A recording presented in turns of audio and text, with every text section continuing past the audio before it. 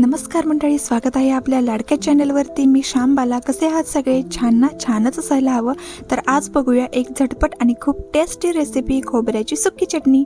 ही चटणी फ्रीजशिवाय बरेच दिवस टिकते आणि पोळी, भाकरी, डोसा कशाबरोबरही मस्त लागते. तर चला बनवूया. तुम्ही इथे बघू शकता, आपण 2 वाट्या खोबऱ्याचे वाळलेले घेतलेले आहेत. त्याचा आपण खिसणीने छान असा खिस पाडून घेणार आहोत, कारण त्याला आपल्याला छान असं भाजून घ्यायचं आहे. त्याच्यासाठी आपल्याला खिसच लागणार आहे.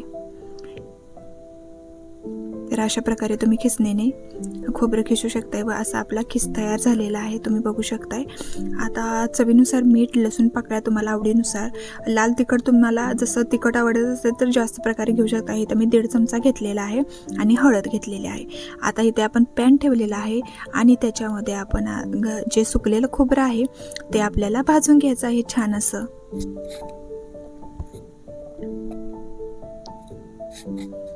तर अशा प्रकारे छान असं खोबरं भाजतंय तोपर्यंत आपण इकडे जे आपण लसूण घेतलेलं आहे ना, तर ते आपल्याला ठेचून घ्यायचं आहे. म्हणजे एका साईडला आपलं खोबरंही भाजतंय आणि एका साईडला आपलं दुसरं काम लसणाचं ठेचणं पण होतंय.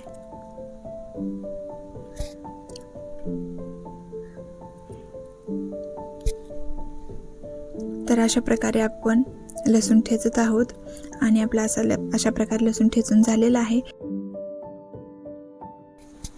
आणि आपल्याला जिरंही घ्यायचं आहे 1 चमचाभर, कारण ते मी विसरले होते, त्याबद्दल क्षमा असावी. तर आपल्याला जिरे सुद्धा घालायचे आहेत फोडणी टाकताना. तुम्ही कढीपत्ता पण घालू शकताय, फक्त कढीपत्ता छान असा भाजला पाहिजे, असा कुरकुरीत असा भाजला पाहिजे.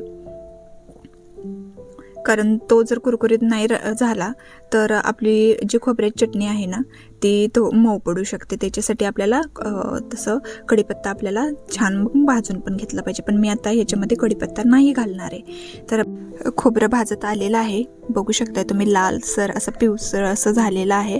तर बघू शकताय. तर अशा पद्धतीने आपलं खोबरंही भाजून झालेलं आहे. ते आता आपण एका ताटीमध्ये काढत आहे.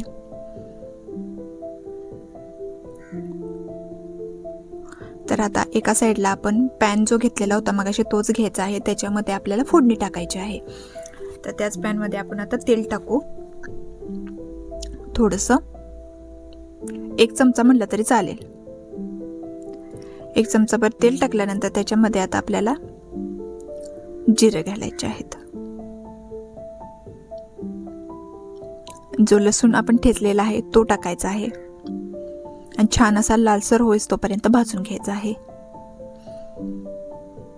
कारण जर हे व्यवस्थित भाजलं गेलं नाही ना, तर ते मऊ पडण्याची शक्यता आहे. आपली चटणी ही खोबऱ्याची चटणी कशी कुरकुरीत लागते खाताना, म्हणून आपण खिस टाईप ठेवलेला आहे. तुम्हाला जर अगदी बारीक करायचे असेल ना, तर तुम्ही खोबऱ्याचे काप करून ते भाजायचे छान असे आणि मिक्सरमध्ये डायरेक्ट टाकून तुम्ही मिक्स करू शकता. ती 2-3 दिवस चालते चटणी. पण ही चटणी आहे ना, ती तुम्हाला 1-2 आठवडे तर एकदम व्यवस्थित जाते, खराब होत नाही, अगदी फ्रेश शिवाय सुद्धा.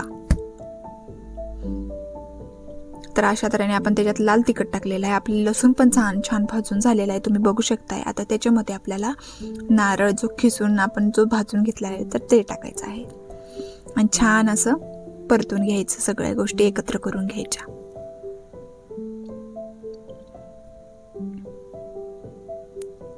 अशा पद्धतीने आपली खोबऱ्याची चटणी तयार आहे. बघू शकताय तुम्ही कशी छान झालेली आहे आणि चवीलाही अप्रतिम आहे.